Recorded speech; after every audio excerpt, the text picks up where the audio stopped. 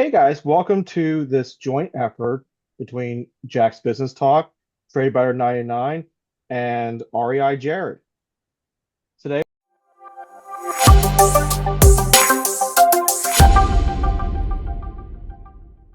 we're going to talk about co-living, and myself and Trade Better invited the king of co-living, Jared. The king of. All right, there you go. That's funny. I have three houses, man. I'm just getting started. Maximizing. It's more than us. Yep. Okay, there you go. All right. There's a guy I know has 33 houses. He would be, and then what is it? Sam Wiegert's got like 200 units, something like that. He's been doing it for Wow. 15 years. Those are the kings right there. That was like I forget. I was on Mark's channel. Someone was calling me the king of Pittsburgh. I was just like, I have 4 units. I wouldn't call myself the king of anything over here, but maybe the Duke of being a clown. There you go. I'm pretty good at Uh, that. sorry, go ahead. Oh, I'm pretty good at being a clown too.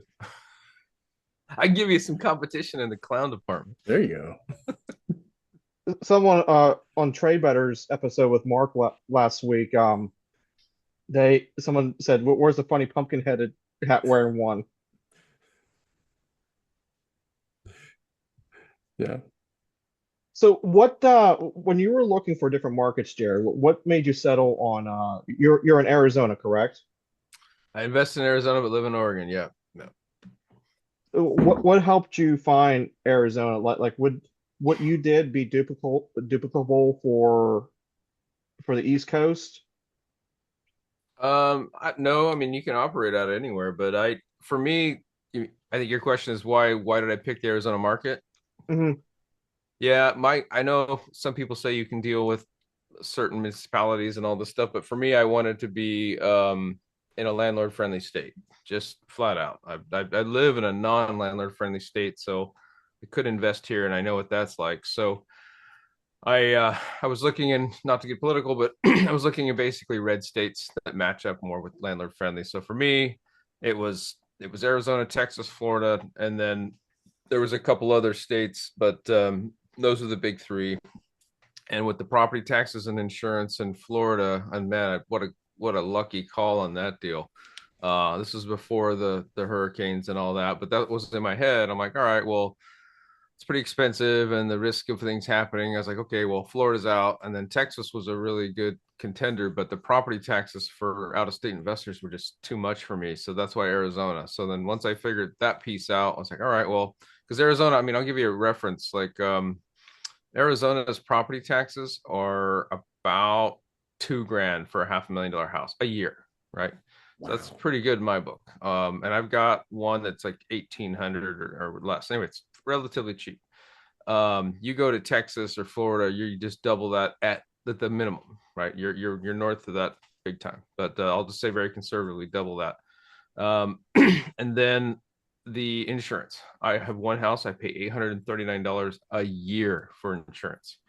Now, granted, I am a 10K deductible, but anyway, the cost of the property ownership includes those, and so those played a factor, big factor for me. Now, the negative was the cost of the actual house. So most people look at that first and go the other way around. But for me, I was looking for it would fit. It was on the high side, but yeah, that's a good start. I don't know if you want to go down any roads there, but that's what kind of led me to Arizona and Yeah. proximity. I'm in Oregon, so that played a tiny role, but I was willing to go wherever. So Yeah. So were you looking at job markets as well? Because you have a specialty in tech. So were you looking at areas that you might know or I didn't look at any specific job markets. I looked, no, so believe it or not, but the city of Phoenix is the fifth largest in the nation, pretty big. I felt like I got a pretty good pool of people to target for my strategy there. So yeah, and in a way, I mean, there's a lot of tech there. There's the L, and as I was making my decisions, there were things that were coming down the pike, like obviously TSMC, Taiwan Semiconductors up there, and then there's just a whole bunch of businesses coming in. LG's coming in with a big battery plant, things like that. So I was like, and the population growth now, it has slowed down, but it's still increasing. But there's a lot of a lot of people moving there. I like it there. Not in the summertime, but other than that, I like it there. So there's that too, right? Yeah. Do you worry about like local infrastructure, like buses and other items, especially since you're doing by the room? So So that is it's part of the concern. It's there, but it's not the best. I'll just tell you. yeah, But it is possible. Like I had a guy that was living in one of the houses that went. I don't know why he did this for a while too. He would work at the airport, and he stayed in one of the houses, the furthest that I had. Right. I don't know why. And it had rooms available, and I asked him to, but whatever. He would get on two separate buses and transfer to the airport. It would take him like an hour and a half or something. But you can do it. It's not the best, but it is. If I do try to get somewhat close to proximity to buses if I can, but it's not. I know a lot of people that would be a deal breaker, but for me, it's not. It's close enough because I do have, I'd say, 60% of people have, maybe half the people have cars, something like that. So parking's a big deal for me. yeah, Um, yeah, that's one of the main things I look at is parking. Like if I see I call it a sandwich house. Like if it's a house in between two houses and you have two carports in the street, it's not going to work for me unless right. across the street is maybe a sideways house, and then you have a little bit of a chance there. But even then, it's still kind of tight. You don't want to piss off the neighbors, certain areas. But Right. so yeah. And yeah, I guess following up with that. So with parking and everything, Virginia has lots of issues with HOAs. Do you have that issue in Arizona or I don't know. I don't buy an HOAs, so there you go. That yeah. works. So I avoid them So, like the plague. I've got a couple horror stories personally with HOAs, so I don't deal with them for that. And I don't like the fact that in the Phoenix Metro anyway, a lot of people are telling me, "Oh, the HOADs are going up. How do you deal with it?" It's like, well, I don't buy an HOA, so I don't have to worry about that. nice. Yeah, with this strategy, I think the rep by room strategy, I think it's best to avoid HOAs. Just my opinion. I know people that are doing it. And those are the eight. If you are going to do it, which I don't recommend, but if you are, look at the ones that have been around for a while that have been established, and the HOA dues are relatively low. And by low, I mean under $100. So Okay. like a lot of them have 45. They've gone from 34 to 54 in the last like 10 years or whatever. They're basically there to maintain the grounds and do the common areas. And if my guess on those would be that they would be the ones that don't give you a lot of grief and they're not trying to gouge and all that, just from word of mouth and some personal experience. But to me, I just don't do HOAs. Yeah. That's a good way. What about doing those near college towns and stuff? Is that an idea or Yeah, for some, not for me. I mean, that's why I kind of try to avoid Tempe. It's like I'm trying to hit East Valley. I don't want to have to deal with, I guess it would depend on the college. Like if you have an undergrad college that's a party town, no way in hell I'm going to be no, no, anywhere no. near that. No, But I if was you talking have, about if you have a college that is further along that you can get people that have already finished with their bachelor's and now going for their master's and that kind of stuff.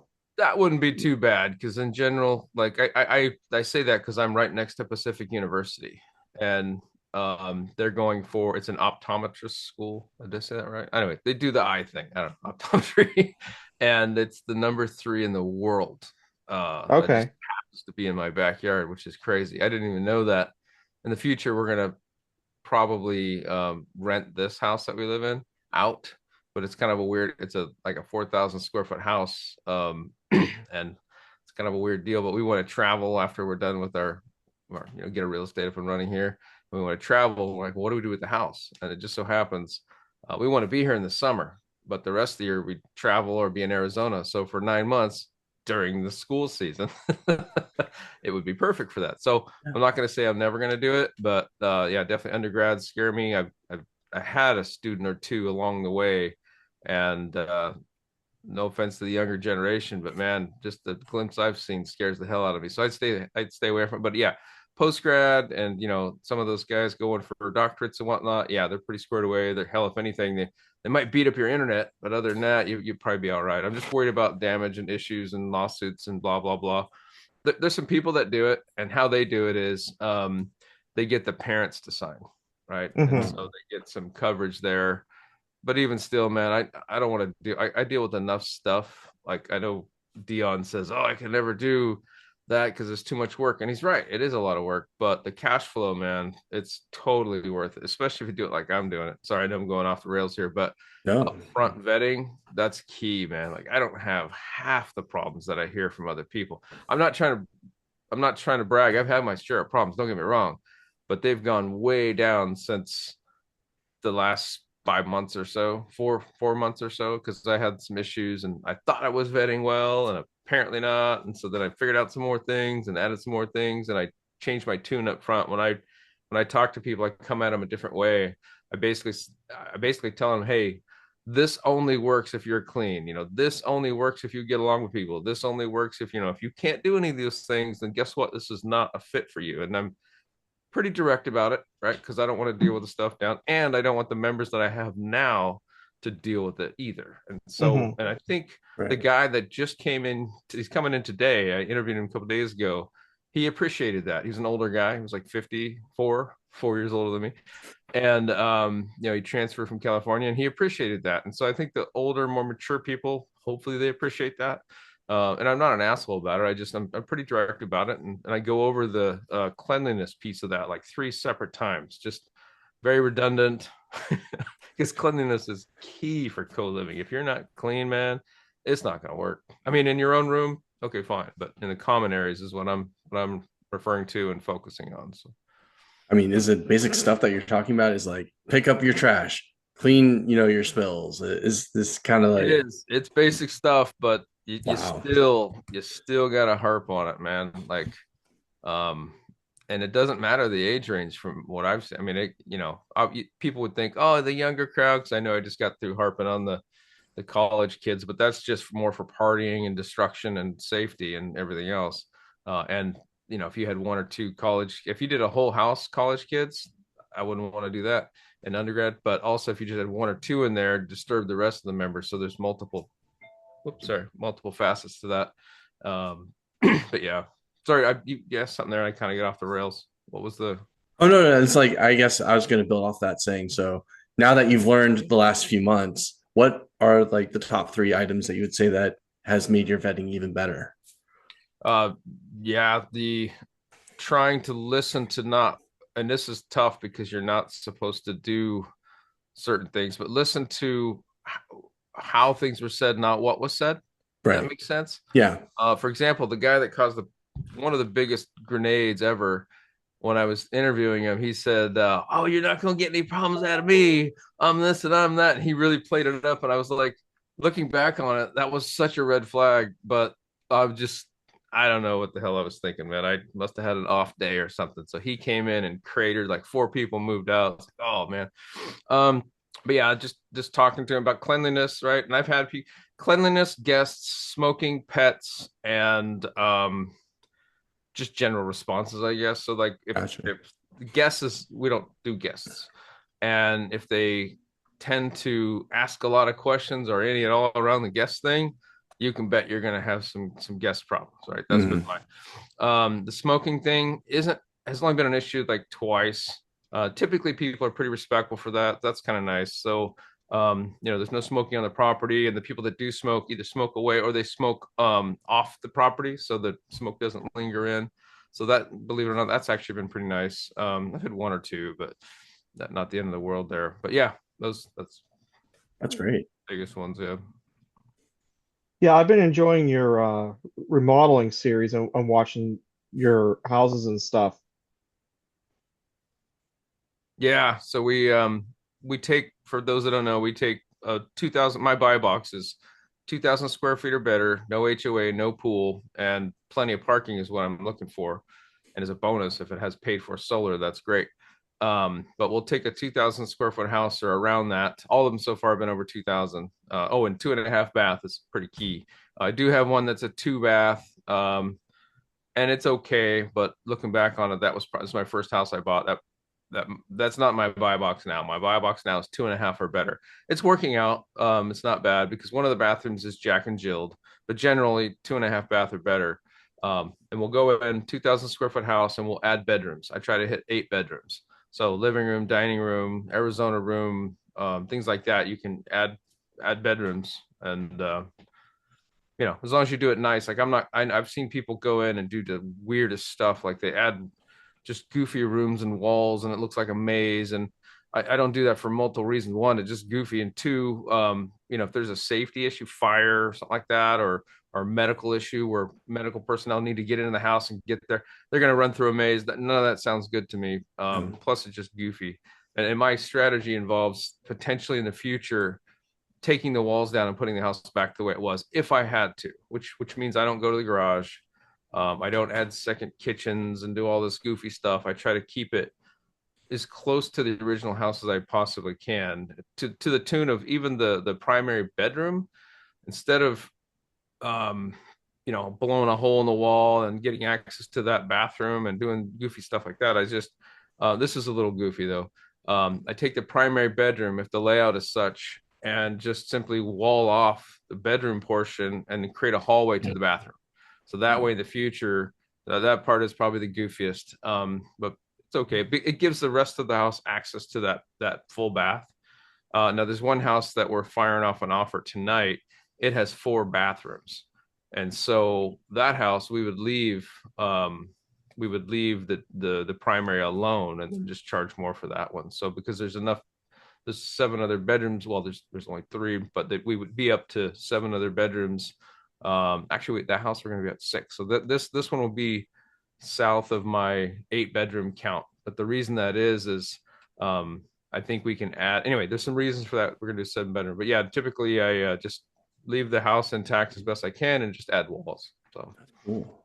And I guess so. Have you ever had any issues with members doing their own kitchenettes in their rooms and anything like that with their own hot plates? Not to my knowledge. That's great. But that's another thing that's on the list that I go through is no kitchen appliances in the bedrooms. We make sure the kitchens are nice. We've got granite or quartz and stainless steel and plenty of stuff. And I check in, every quarter or so. Hey, everything's cool. One house I bought a coffee pot and a nice toaster oven and some other stuff because they asked for it. I'm like, okay. The other houses they don't care about that. Like it's weird. I only have 3 houses, but all 3 are completely different.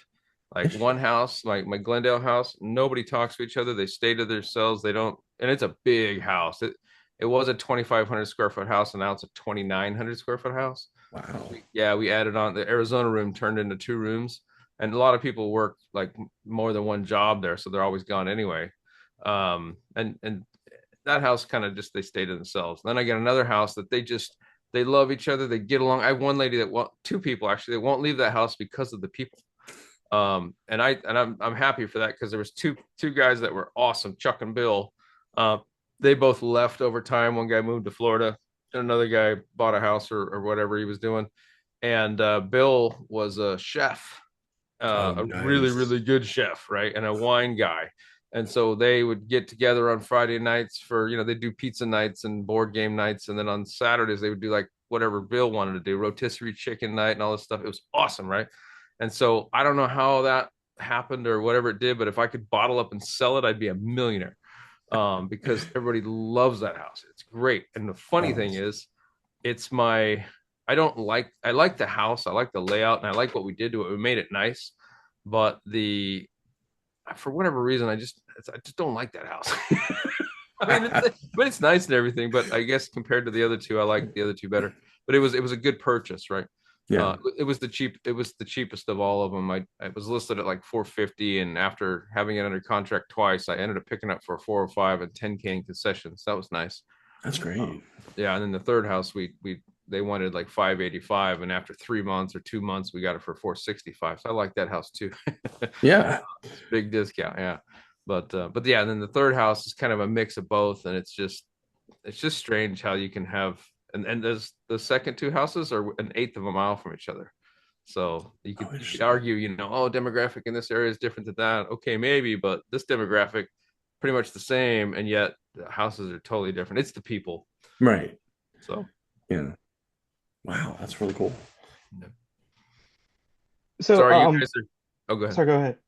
No, you guys are getting the caffeine. I don't know if you guys caffeine kicking in thing. Oh, good. I know. I'm on my second cup of coffee today, so East Coast.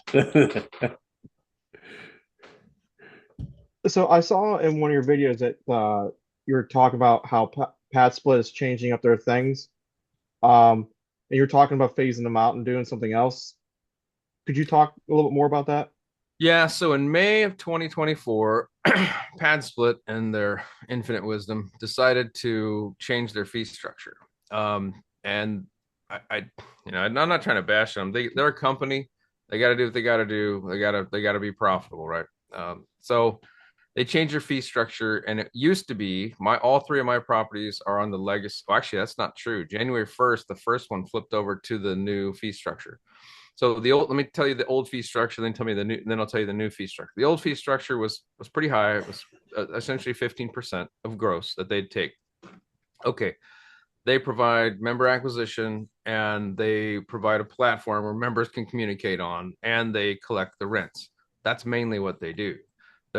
They don't they say that they help with members, and they do in the form of, hey, here's some software a member can rate another member. Right? So it's not going to be um, passive, right? You're not going to buy it and use Pad Split and they manage everything, right? So, Right. and then I do all the maintenance. But you're going to get involved, especially if you want to have a good service. You're going to be involved in somebody ate my peanut butter kind of thing or whatever. You know what I mean? That kind of Yeah. stuff. But the I lost my train of thought. What was you were talking about the fee structure? So the fee Right. structure, it was 15%, and then in May of 2024, they changed it to any new hosts coming onto Pad Split would have to do the new fee structure, which is 10-day rake. It's like the first 10 days of every new member, they're going to take 100% of that. And then they changed it from the 14.75 or the 15% to 8%. So if you do the math on that, you're not going to recoup that until about 8 months. And they'll tell you the same thing if you ask them.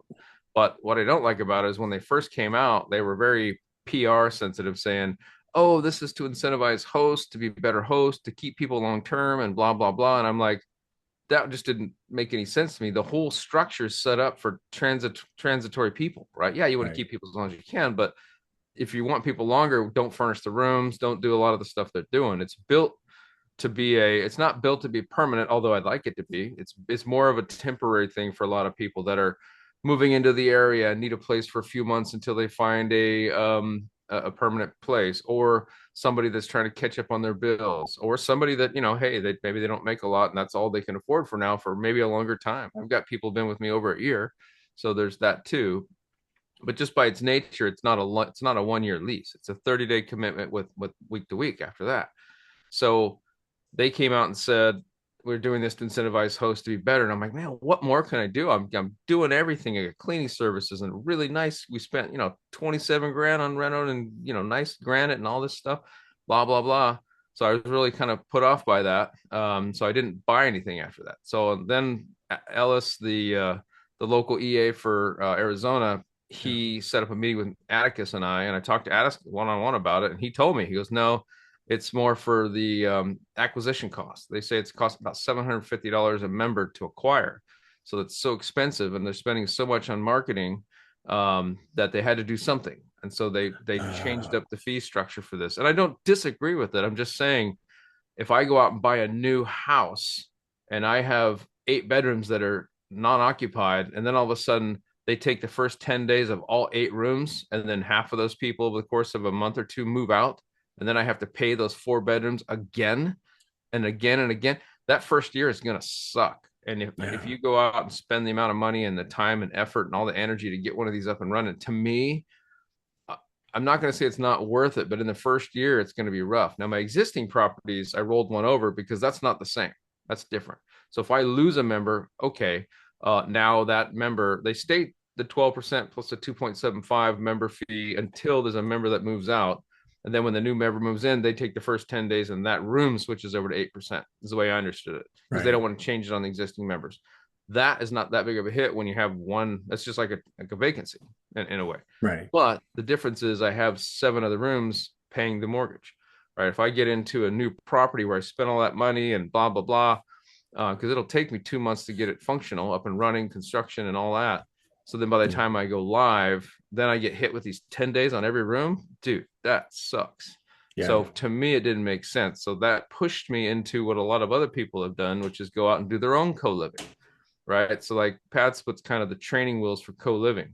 So if you wanted to get into co-living, get started, yeah, man, it's great. Get in, leverage pad split, learn from them, blah blah blah, and then keep going with them, or do something else. But for me, I'm going to have to seriously consider doing it myself moving forward, because I just can't see paying that hit up front, unless I can negotiate with them. And I've been talking to them, but they've done some things, by the way, because of the feedback they got. There's so many new investors like me got so bent. Like one guy, he sold all 5 of his properties and moved, and he's doing in his hometown. He's in Austin, and I know that real estate's tough there, but he's doing co-living himself in Austin, so he's managing it all local. So good for him. And a lot of people have done that.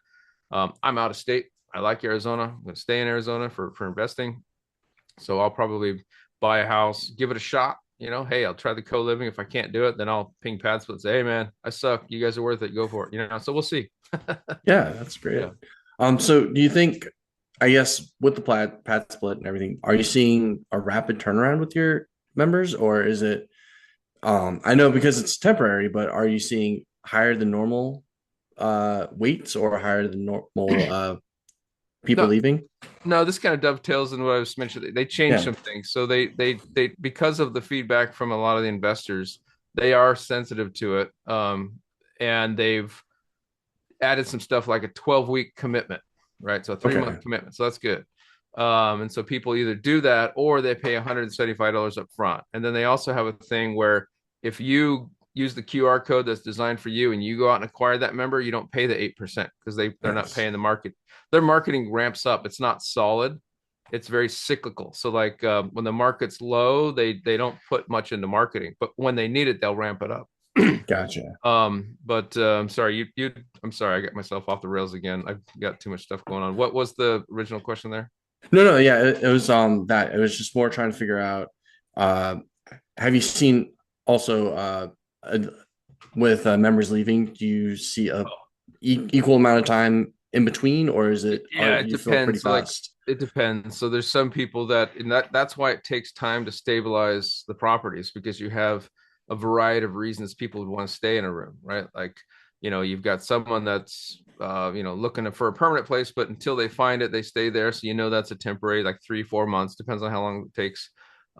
You've got other people that are there for construction. I've got one house that, for whatever reason, that tends to be where the construction workers go. There's usually 1 or 2 there, and they come usually from Texas, and so they come into Arizona for a 4-month stint, whatever construction they're doing, and then they go back. So those are obviously turnovers. But then you have people that come and I never hear from, and they stay for over a year. Like I've got a couple now that have been with the year, and that's great. It's fantastic. Yeah. They're great and all that. So it's really up and down the gamut. It's not usually in the first 2 months or so, you'll know if you have a feeling if they're going to stay for a while or if they're just temporary. They usually tell you up front anyway. Okay. About 60-70% of them will say, hey, I'm here because of such and such, or this is a new trend, I don't know what's going on, but broke up with my girlfriend, need a place for a while. I've had that, I don't know, 2 or 3 people in the last like 5 months. And then one Really? guy, the other way around, he had, I don't know what's going on there, but he had broke up with one girl, then met another one, and then he moved out, and he was gone for like a month or 2. And then he came back. He's like, "Oh, that was a mistake." I'm like, "Dude," and I was like, "Cool, whatever, man." And he's great. So I mean, it's interesting to get to know some of the people and some of the stories and things. And the insurance adjusters are awesome. They're never there. They're like flying off right now to California. It's sad. And then before it Yeah. was Florida, and so they're just always flying over the place. But they pay rent. They don't make any noise because they're not there, and they're great. Right. That's, there you go. Yeah, yeah. Man. And so I know you've been talking about, yeah, a little bit for the year long ones. So do you see that being a trend as well, especially with No, that's potential rare. worry? That's Okay. rare. Out of 24 units, I've got 2. So Oh wow. Okay, that is rare. yeah, that's pretty rare. So I like them though. I mean, that's great. yeah. Yeah. And have you dealt with I guess, with talking about jobs and everything, H-1B visas? Is that something that you entertain? I know what that is. That's out of state work permits or work visas. Out of country Out of work country. visas. Yeah, out Yeah. of country. Yeah. Sorry. Yeah. Yeah. Sorry. Yeah. Yeah, I don't get into it. I don't. Okay. So that's what Pad Split does, the upfront vetting. Ah, They okay. do all that background check. So for me, I have Rent Ready, and I was planning on leveraging them, and I haven't used it yet, so I don't know what I'm talking about. But that was kind of the rough idea. I have it through Bigger Pockets Pro, and I've set it all up once because I was originally going to do co-living out of the gate, just Mhm. not through PadSplit. But in my videos, I talk about why. Right. Um, is basically we ran it as an Airbnb and we had to furnish it anyway. So we decided to go ahead and furnish it. And then I thought, well, shit, there's nothing stopping me. Let's just do the PadSplit and see what happens. So we did, and we kept doing it because it was lucrative. So it worked out pretty good. That's great. Yeah. Sometimes the things, I don't know, I'm kind of a things happen for a reason kind of person. You know what I Yeah. mean? Like, and I actually, I owe the state of Oregon and our wonderful federal government a big thank you because they pissed me off to the point with taxes. They actually got me to read a book. I don't read books. Now I read like 12 of them, right? Like a duh. I mean, I was technical manuals and back in the army, I used to read books a lot, but got older and got busy with life and just whatever. Anyway, Tax Free Wealth by Tom Wheelwright. That book changed my life. It did. I got so pissed off. I wanted to save money on taxes. And so I read that book, and basically the book said, "You're a dumbass, get into real estate." Okay.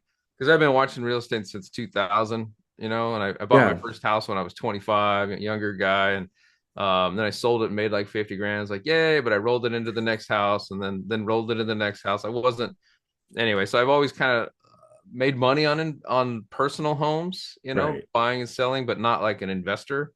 And I always thought this would be cool, but I was so busy with corporate world. They did a good job of keeping me busy. But lately, last 3 years, I guess, with the taxes and everything, pissed me off to the point where got into it, and then I'm glad for it, right? So I'm thanking them for being so bad that it pushed me into actually, doing something about it. So I Yeah. didn't look to get into real estate. I was just trying to save money on taxes, and that's how I got into real estate. So That's I'm a awesome. I'm an accidental real estate investor. So That's fantastic. Jack? Jack's on mute. No, you're on mute, Jack. Sorry that the cat was meowing earlier. I forgot to take myself off mute. Um, have you seen any patterns or anything with your portfolio? Like patterns as far as Like just like either between the people or the houses, or even like when you walk the properties and stuff, or just anything you've seen reoccurring that you didn't realize going into it. You're like, oh, this is a trend I'm starting to see. hmm.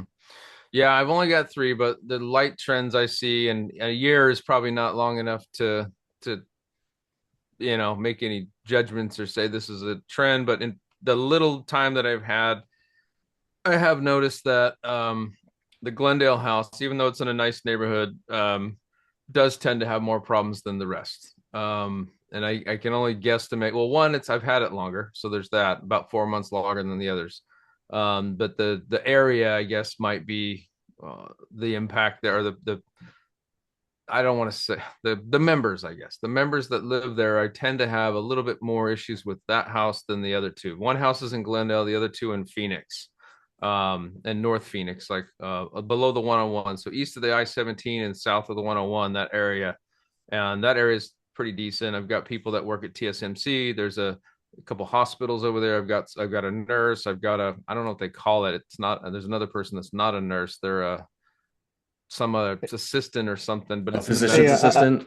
Yeah. yeah. And then I got another lady. I don't want to ask her what she does, but she drives one of those I don't want to say morgue, but it's something to do with that. And I'm like, I don't want to know what that is. It's like something in the medical field also, but it's like body transport or something.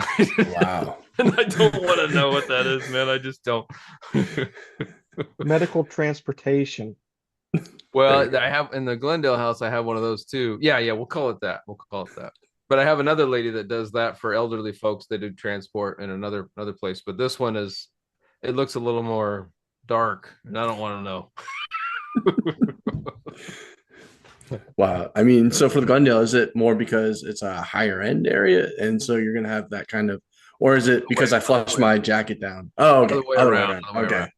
Yeah, I mean, Gotcha. they're all like C plus B minus neighborhoods, but Right. the two Phoenix houses are a little bit better. Like they probably might even be a B minus, like maybe. But the Glendale's definitely a C plot, maybe a C. But Gotcha. it's nice. This pocket within a mile, like the further south you go, in my opinion, Mm. at least on the west side, is a little rough. And you go more north. If you look at a crime map, it'll tell you. And I am just above. I'm about a couple blocks, or actually more than a couple blocks. I don't know. Within a mile, everything's cool there. But outside that mile, it gets a little rough. Well, the businesses and things that people work at are probably over a mile from the house, so they're working in those areas. And so, um, I don't know. It's just something I noticed. So if I had to do it again, I don't regret it. I just now I know what I know now, and I know the east side is better in Arizona. At least that's the consensus. But for me, the affordability was just way too high. Like you're going to pay for it. And now that we've come a little ways, I've proven out the model. I'm pretty comfortable with it. That's why we sort of migrated east, even though it's still Phoenix, but it's North Phoenix, closer to TSMC. And that was a guess, and Right. it worked because I've got I think three, maybe two now. But I had a couple people from TSMC, and TSMC like security guards and different construction things come from that, and that's kind of nice. It's about 15 minutes away. Um, and the hospitals are big too up there, so that was nice. But I'm moving east. It's costing me more, but I'm willing to spend the money now because I know what I'm buying, right? I mean, I've got a feel for, and not to mention the appreciation. Just in the last year, I know we've been flat to 1 or 2%, but the two houses I bought up north, even though I've only had them for about 8 months, I've already appreciated a tick or two above the Glendale house that I've had since August of 23, right? So I mean, there's that. I'm not buying for appreciation, but the potential for appreciation down the road. I don't want to buy in like the Midwest somewhere and then not have any appreciation in whatever market. That's why it's not the play. The play's cash flow, but on the just in the back of my head, I'm kind of thinking I want to be in a more of a appreciating Yeah. area. And then also that like back to the Dion thing, less hassle, right? It just seems to me, and in talking to other hosts, you have a little bit different, I'll say, clientele on the east side than you do on the west side. So That makes sense. yeah. Ooh. And then, so I guess the other thing was regarding the east side. Are you thinking that that's probably where you'd be going, or is from now on? And then Yeah, from now you're on. one, and then okay. So with that, with the higher price, are you going to have a minimum number of value added rooms, or could you say worst case scenario, get away with those 4 rooms that you buy and maybe wait to build out later? Oh no, you couldn't even get away with 4 rooms on the west side. Really? Yeah, it's well, your house is like I said, I think my cheapest purchase was 405, 10K concession. So 400, Right. 450, and then 465. So Yeah. you're 450, let's say. You're gonna be paying 450, which means, especially with the rates the way they are now, which I'm fine with, by the way. I'm Yeah. cool with that. Because they're cash flowing now, and I'm buying in such a way that if I had to, a long-term rental would work. Not Great. well, like I'd break even and make $100, but I wouldn't lose the property. And I will say for anybody listening, I do have a W-2. So I can take risks. So I don't want people to listen to this and go, oh, blah, blah, I'm gonna go do that. Everybody's situation is completely different. So I've got money in the bank. I have a W-2. I've got a 240K HELOC I can pull from. So I've got many different levers to pull if I get in trouble. But even still, you guys have seen my numbers. I'm very conservative. I run my occupancy at 75%. Who does Right. that? I do because I want to make sure I'm not in trouble. And that also applies to the debt that I'm putting on these houses. So Right. I'm putting debt on the house to where it for two reasons. One, I want to, and two, the lenders require it, especially for now. Also, the back to the consider your source. I'm a relatively new investor. I don't even have 1 year of tax returns under my belt. So lenders look at me like I'm freaking crazy, and maybe I am. But so we bought 3 houses in 8 months, and they're like, "What the hell?" But so consider who you're listening to out there, and this is good advice for anybody. Like I listen to just about everybody, all the people I can listen to, and I pull pieces from them. But you got to consider where they're at in their journey, what resources they have relative to yours. So I wouldn't compare yourself to other people. So anyway, enough of that said. So I'm willing to do certain things because I can take a risk and I can move east and pay 50 to 100 grand more for those properties. But to me, it's worth it, right? Like initially when I started looking, I was looking in the south of Phoenix and a place called Maryville. I call it Scarysville because this is where the spreadsheet math. I was like, wow, this is fantastic, blah blah blah, and it's nice bigger house because those older homes have bigger lots and bigger properties, or at least potential for other rooms. So I get down there and I'm like, oh, day one, I flew down there and I'm driving the neighborhood. I was like, oh no, this ain't happening.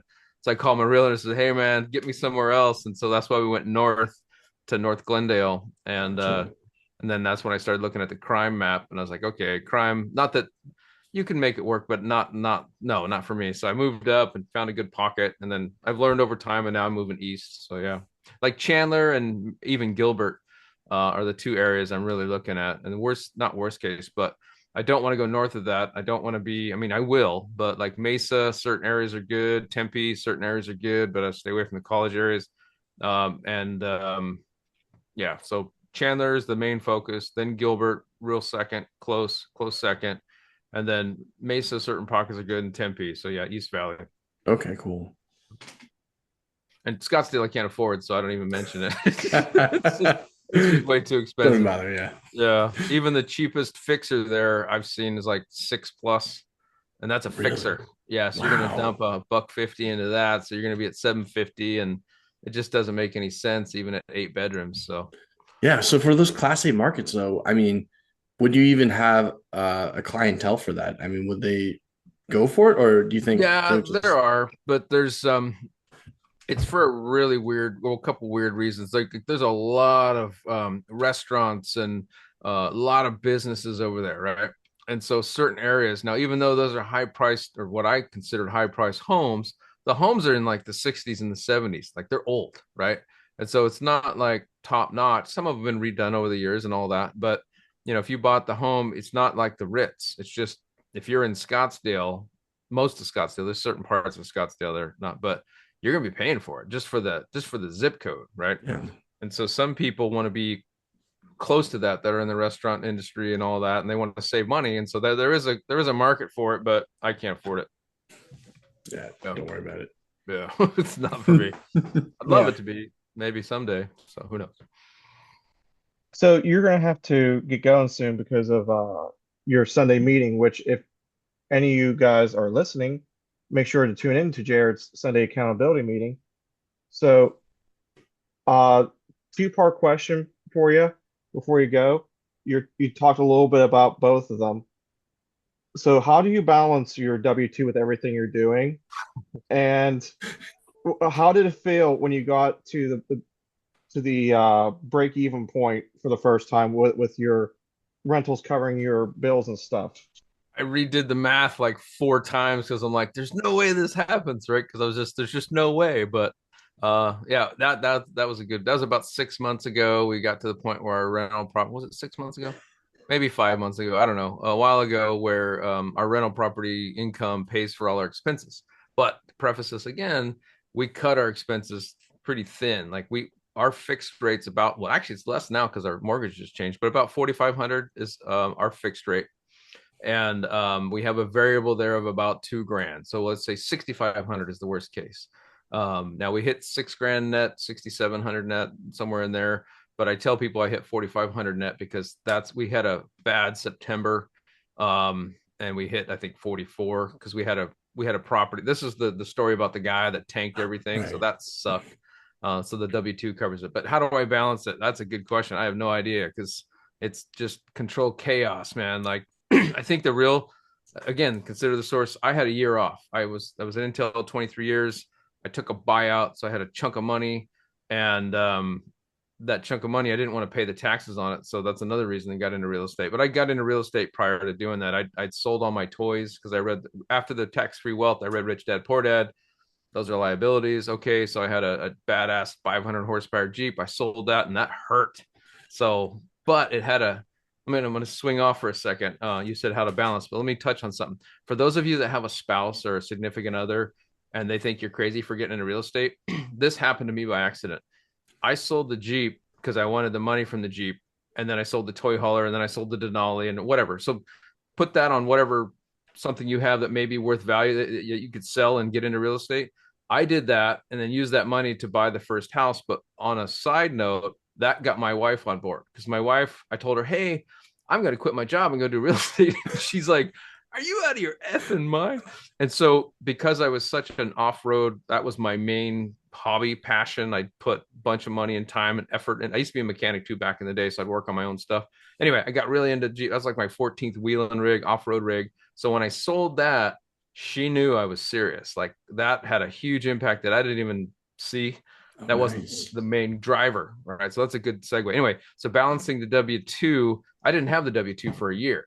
So that's what gave me the time to go out, leverage, learn, get on these YouTube, read books. I cheated audiobooks and all that, and gain the knowledge. And I studied the market like Zuber said, but I hadn't even found Zuber. I found Dion first, and then down the road I found Zuber through Dion. I was like, oh, cool. But I had luckily done kind of what he was saying. I studied the market because I want to know what I was getting into. I'll preface this again. I know we're oh, it's only 12:03. We got about 27 minutes.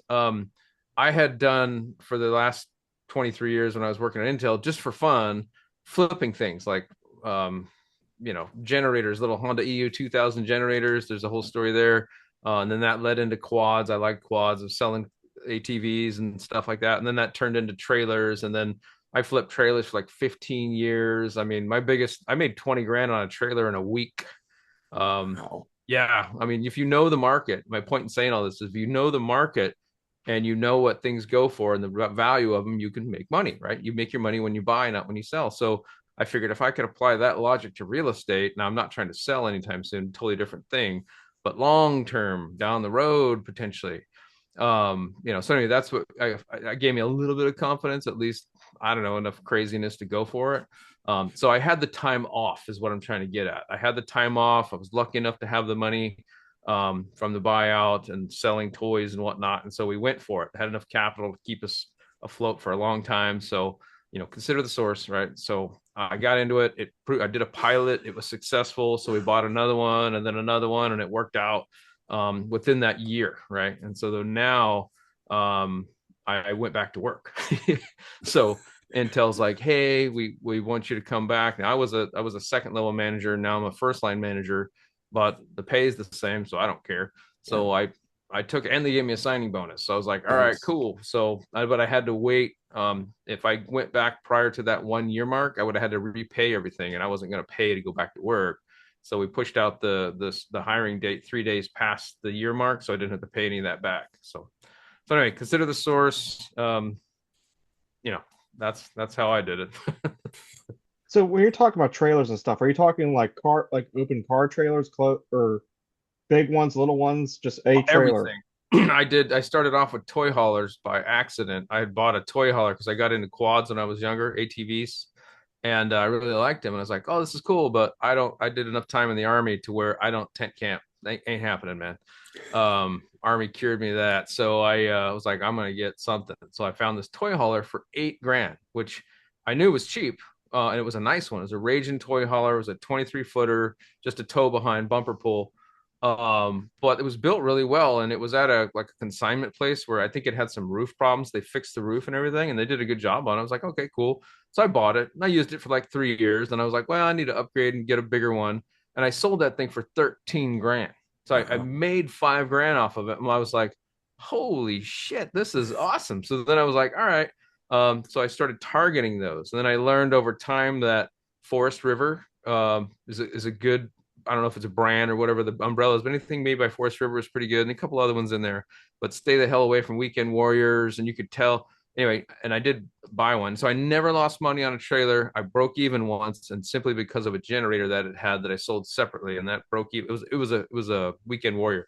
So yeah, I would do toy haulers, and then I had flatbed trailers. And then there was this weird thing that happened back in, I think it was after the 2008 crash, somewhere in there in 2009, 2010.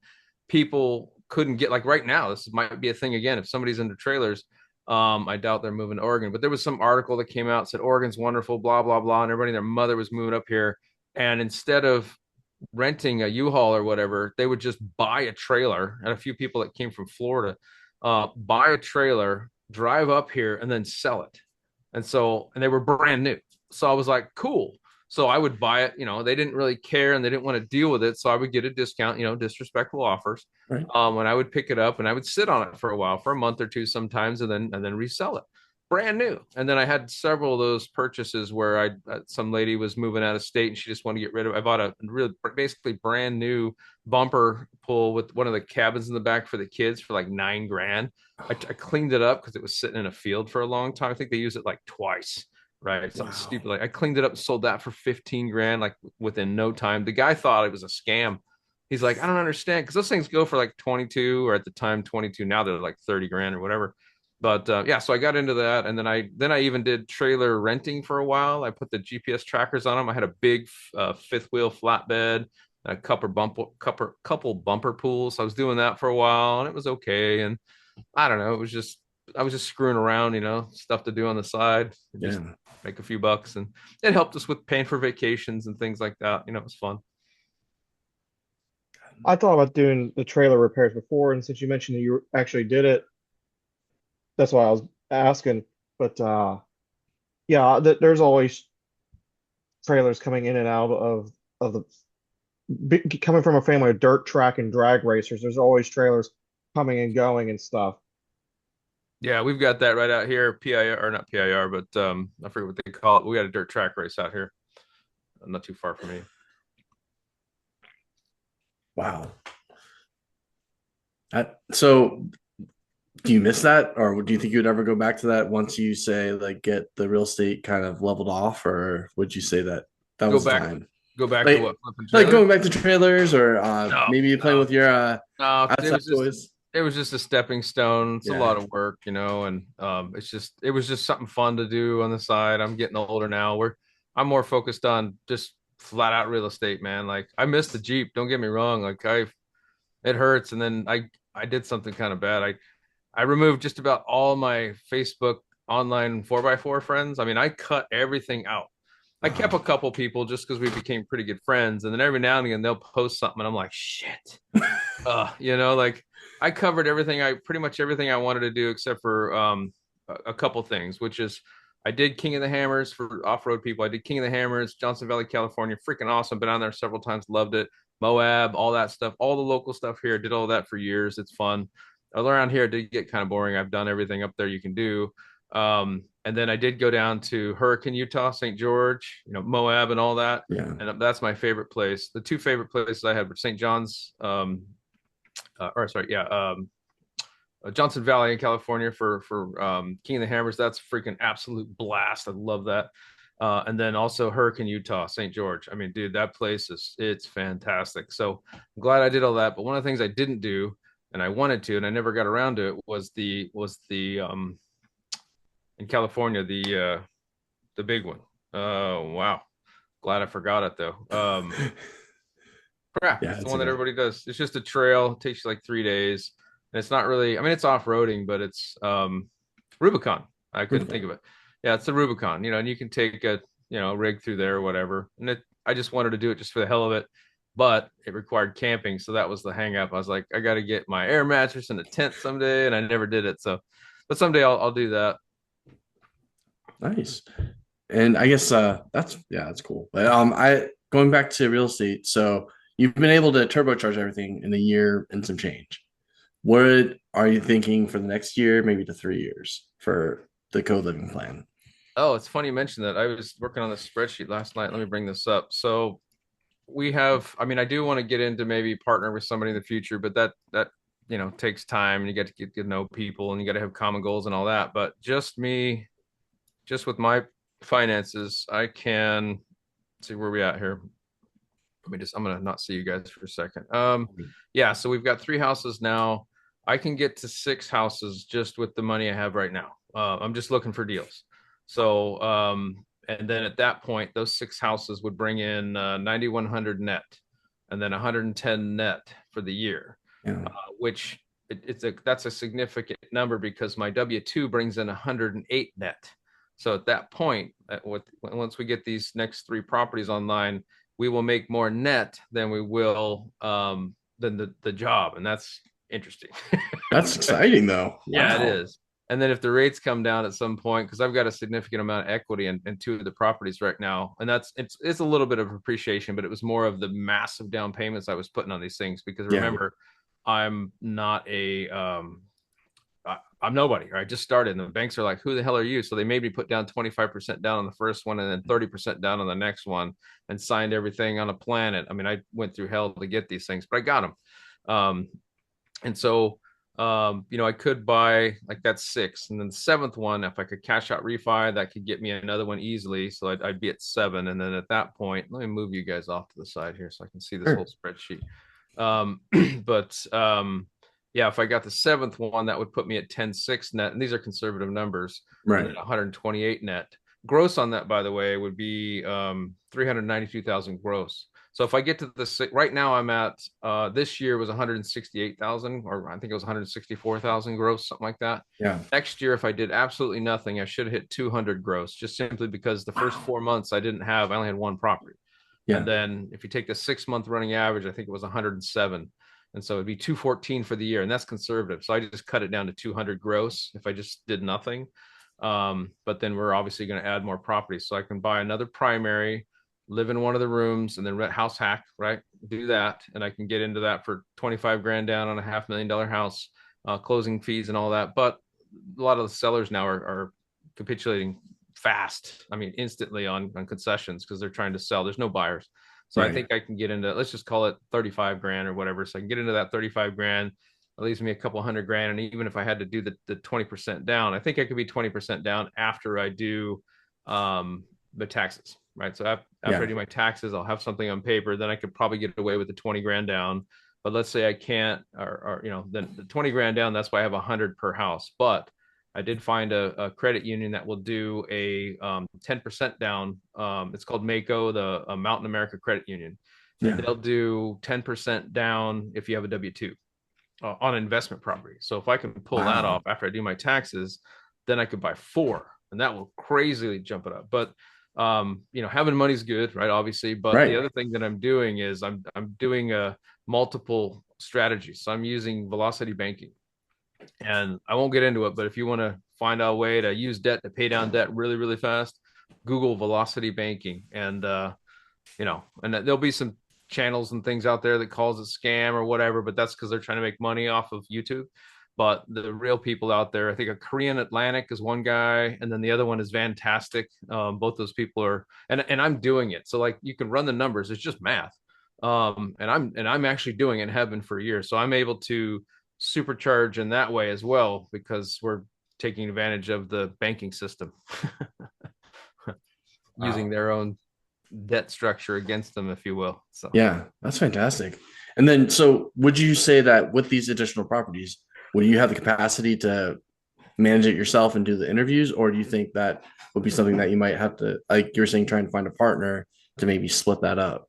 So what I've done is along the way, I would like to find a partner because my goal is to get time back. And this does take time. It's better than a W-2. So like in the future, when we get to where we get to, I could manage it and we could travel and I could probably do most of it on the phone, but I would like to try to get somebody in there. And as a result, the whole long way, what I'm doing is I'm documenting what I'm doing, like both on paper or on software, Word, let's say, but I'm also doing Loom videos. So like I'm recording what I'm doing when I have a turnover. Actually, I've already implemented some of this. My cleaning lady now does everything herself. I don't have to call her and say, hey, I need to flip on this. Now that requires her to be integrated into PadSplit. So that's a dependency on PadSplit there. Right. Which may play into me maybe doing another PadSplit, even though it'll be a hit. I don't know. I'm still trying to figure that out. They're trying to work with the cost. If I can get to a point where it's not going to kill me to do it, I'll probably do another PadSplit, but I wouldn't mind doing a co-living. I have to do it anyway for the house as a primary. So I might as well buy the primary. I can punch that primary ticket every year. So I want to, because it's cheap entry fee. So I'm going to buy a house, live in one of the rooms and rent out the other ones. And I'll try out the co-living there and I'll use Rent Ready for that and see if she's willing to do it. But anyway, on the PadSplit one, both my handyman and my cleaning lady are already tied into the PadSplit as team members. And so the cleaning lady's already up to speed. I've just been sitting back and watching. Whenever there's a room flip, she goes in, moves it's a Kanban board. If you guys are familiar with that, like, okay, you have your open ticket and it's in progress and then it's done or complete or whatever. And so she's handling all that and she lets me know when she's done and I send her the payment through Zelle. And Nice. the handyman, I've got him in there too, but I haven't gone through training. But anyway, I'm recording Loom videos for that potential in the future for a property manager or somebody to take over in that space. So I'm preparing for that. I'm trying to make it as easy as possible. And as I learn things, it's better to learn on my own than bring somebody on and say, hey, here you go, figure it out. You know what I mean? So Yeah, that's a great point. That's fantastic. well, it's also in case I get hurt or injured or whatever. I was watching Bigger Pockets, and one of the guys on there had some kind of nerve. A couple people actually, and I know Mike Baum. I work with him at Intel. Actually, Wow. he's on there, Bigger Pockets. But anyway, Yeah. they were talking about that, and I thought, okay, well, if I'm incapacitated and not able to manage this, at least my wife and son could help out, have a fighting chance to get in there and figure out what's going on. So Yeah, that's fantastic. I can't wait for the future. I mean, it sounds like Me you're neither. almost building a course in this almost or something like that. yeah, and I am putting stuff together, and I'm one of those guys that I just like to give it away for free. I mean, because I'm not trying to make any money on it, but I just want more people to get out there and try it. And we do have an affordable housing problem, right? And this Yeah. could help. And people like it. Like I got one lady that a few people have really thanked me, like heartfelt. You could tell, like they're like, "Hey, thank you for doing this. This really helped out." I mean, things are getting bad out there, man. Yeah. If you can provide a nice, clean, safe place that people appreciate it. You know what I mean? And it's relatively inexpensive, really, because I mean they're coming in at like 800 and some bucks a month versus the cheapest you're going to find anywhere in these areas. Well, you might be able to find like 1,000, but like usually it's about 1,200. But you got first and last and deposit, and you're paying utilities and all that stuff. Whereas Right. pay 800 and some bucks a month, and I cover all of that. Utilities, Wi-Fi, fast Wi-Fi, cleaning services is actually better, right? Yeah.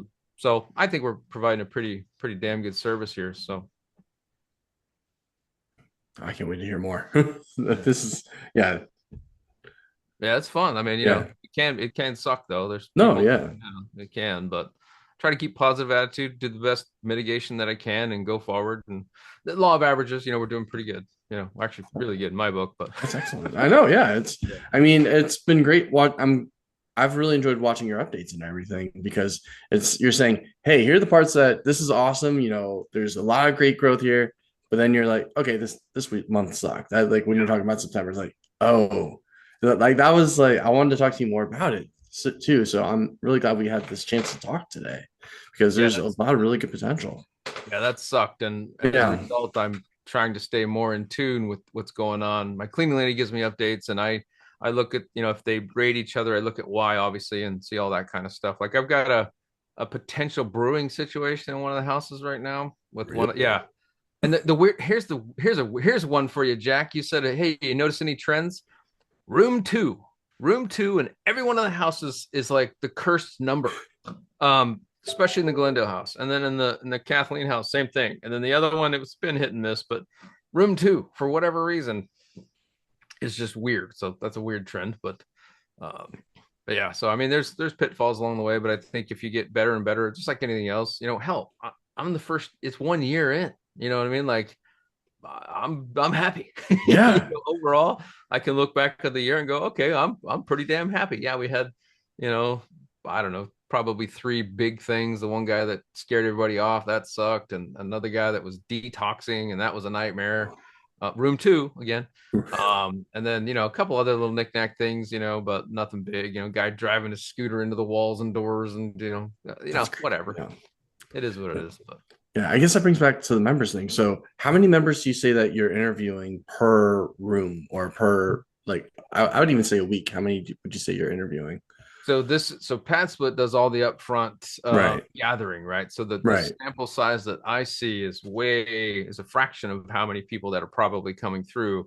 I have certain criteria like no evictions and obviously criminal background checks and all that kind of stuff. Right. But once they get to me, I'd say about 85, 90% we've been accepting. I mean, Wow. well, maybe that might be a little high. I'd probably say 80, probably in the 80s range, because for whatever reason, even though I told PadSplit I don't do evictions, I get maybe 1 in 10's an eviction. I'm like, right off the bat, I'm not doing that because I Right. tried that before.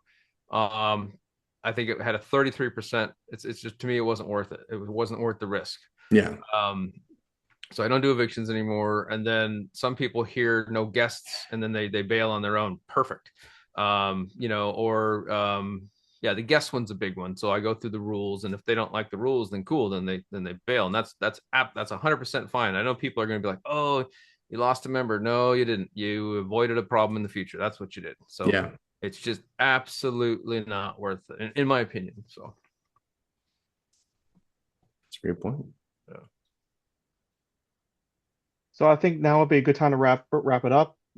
Jared, you only got a few more minutes before you have to start your Sunday accountability meeting.